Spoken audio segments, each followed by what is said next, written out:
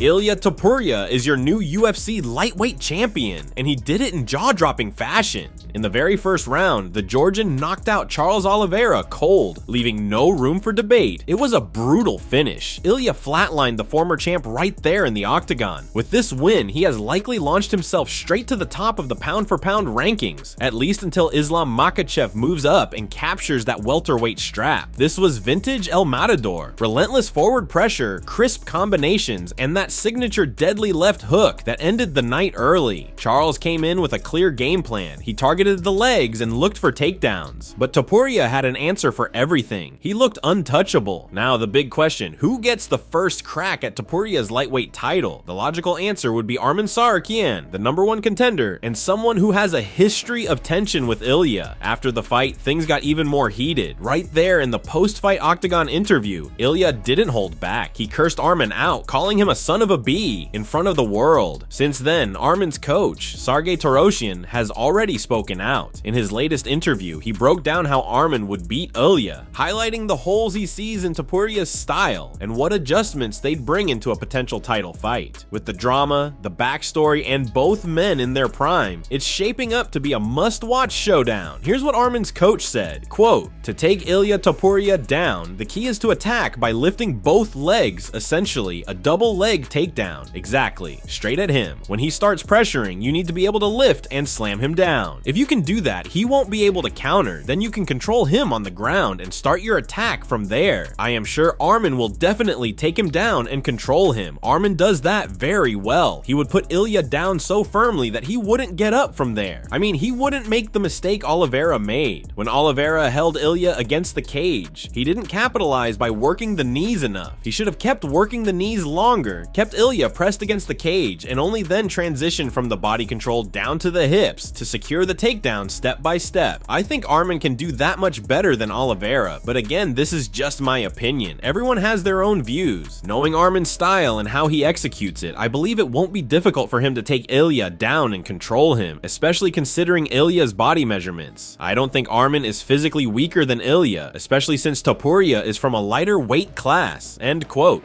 After Ilia Topuria's devastating win over Charles Oliveira, Dana White had plenty to say during the post-fight press conference. First off, he made it clear that the UFC is seriously interested in heading to Spain, riding the massive wave of Topuria's stardom, but he's unsure if it'll be at Santiago Bernabeu Stadium just yet. As for Ilia's next opponent, Dana shut down a few names. He revealed Arman Tsarukyan isn't getting a title shot right now, though he did give him credit for being the backup fighter for UFC 317, calling it a step in the right direction. He also brushed off Justin Gaethje's demand for a title shot. According to Dana, Justin saying he'll retire if he doesn't get a title shot is quote-unquote wacky. Dana then praised El Matador's performance, calling it sensational, but the praise didn't last long. He switched gears and slammed Topuria for calling out Paddy Pimblett face-to-face right after the fight. Dana said the moment was completely unnecessary, especially since Ilia's wife and child were in the octagon. Another reason he criticized this face-off was because Paddy isn't the #1 contender. Dana pointed to Josh Van squaring up with Pantoja as a valid example, since Van actually is the next title challenger. Let's roll the clip. Why did you say, hey, yeah, let's go ahead and do a face-off? Well, he's the #1 contender, and I just said that, you know,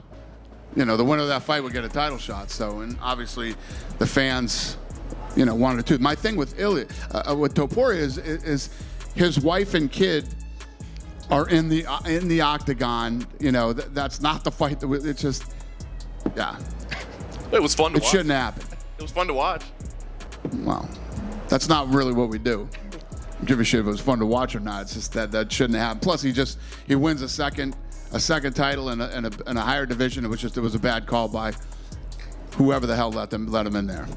So does he need to win one more fight, or is that who you want? You're going to tell the UFC you want next? I don't know. Someone from my team told me that Dana was a little bit angry about that. Yeah. Yeah. That he said that. He said that if he was there, he would not have let that happen. Yeah, but he wasn't there. Mate, that has to happen. In other interesting Topuria news, Ilia has revealed what's next. He plans to return at the end of the year, so yeah, that means we probably won't see him defend his lightweight title for at least 5 months. That opens the door for a potential title eliminator bout to keep the division moving. The big question now is, which 2 fighters should fight for that shot? Arman Tsarukyan, Paddy Pimblett, and Justin Gaethje are all in the conversation, each with their own storyline and momentum. Who do you guys think deserves it the most? Drop your picks in the comments. Arman, Paddy, or Gaethje? Which 2 should face off for a shot at Ilia Topuria?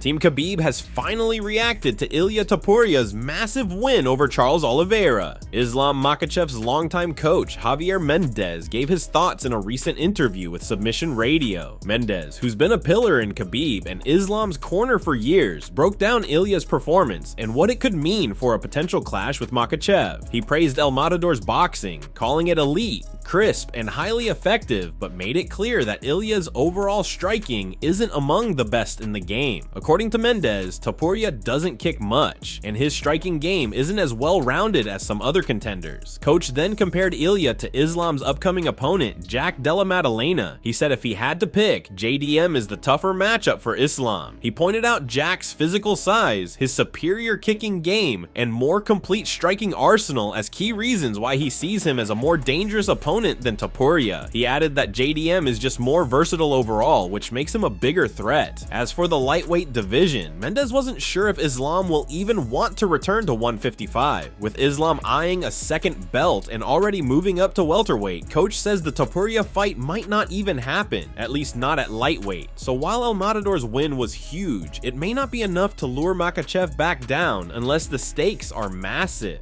If Islam loses to JDM, he doesn't want to give him a title shot and he'll have to get back in line. He doesn't want to give him an immediate title shot. What was your reaction when you saw him saying that? Well, if it happens like he's saying, he's in the driver's seat, so he can dictate what he wants, you know. The UFC decides what they want, but Ili's got a decision too. Now the perception is entirely different. The fans are not gonna look at it like you're fighting a smaller guy. Now the fans, if that fight ever materializes, and I'm not saying it will, I don't know, you know, because again, you know, we can't assume that we're going to get by JDM. This guy is not to be overlooked. Who do you feel like is the trickier puzzle to figure out, JDM or Ilia Topuria?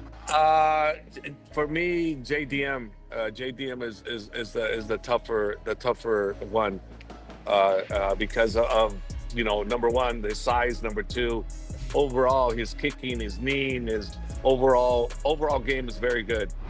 That's it from MMA Psycho. Thanks for watching. Don't forget to leave a like and subscribe for daily MMA news.